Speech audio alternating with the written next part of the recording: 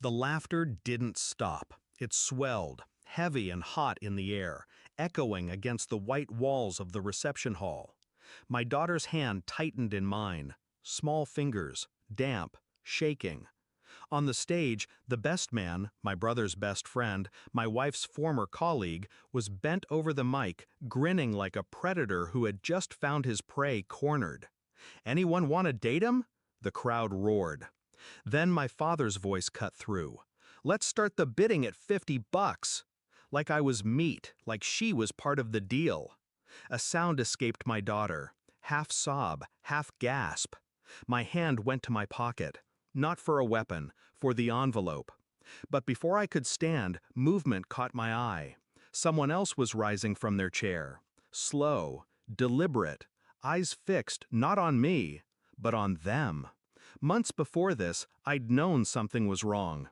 It wasn't the divorce, that was expected. It was why the divorce had happened that gnawed at me in the nights I couldn't sleep. She hadn't just left, she'd fled into someone's arms. The same someone who now stood at the altar as the best man, his hand resting far too comfortably on my brother's shoulder. They thought I didn't know. They thought the papers were signed, and that was the end. But then there was my father, his cold detachment during the split, his sudden warmth toward her, the way he always invited him over. Pieces clicked together in ways I didn't want them to. This wasn't betrayal in one layer, it was braided, a rope of lies pulling tight around my throat. I told no one, not even my daughter. I began quietly, a private investigator, paid in cash, unconnected to me by name. Phone records, bank statements, flight logs. The best man's number appeared too often in my wife's history. But more interesting was the set of hotel bookings.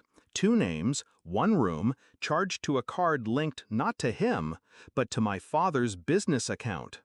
I didn't rage, I didn't accuse, I documented. A second folder formed, financial transfers, all subtle, from my father to her in the months before the divorce.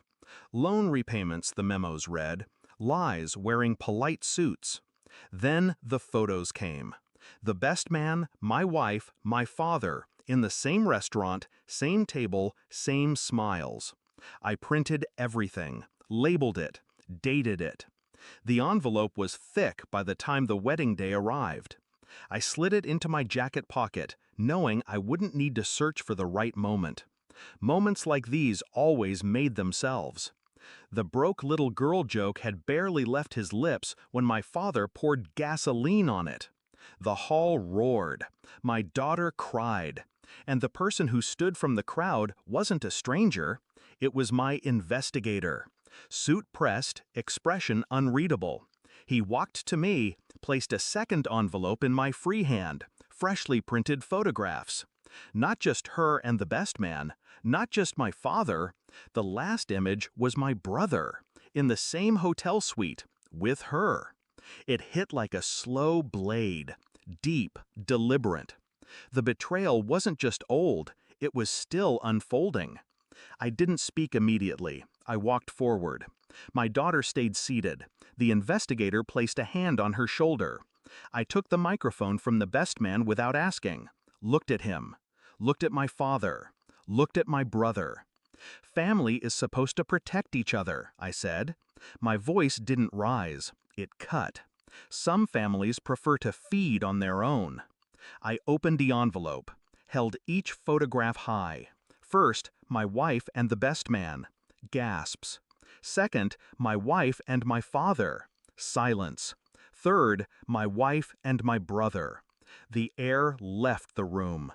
I placed the mic on the table, walked past them without looking again. Their world was already burning. My work was done. Outside, the night air was cold and clean. Behind me, there would be shouting, denials, tears, the sound of reputations collapsing under their own weight. I didn't need to see it. I had no interest in whether they tore each other apart or pretended nothing happened. They had shown me who they were, and I had given them the mirror. I took my daughter's hand. Her grip was still tight, but her breathing had steadied. We walked to the car without a word. The wedding would go on without us. The truth would not. Some endings aren't loud. They're a door closing softly, and the sound of footsteps never returning.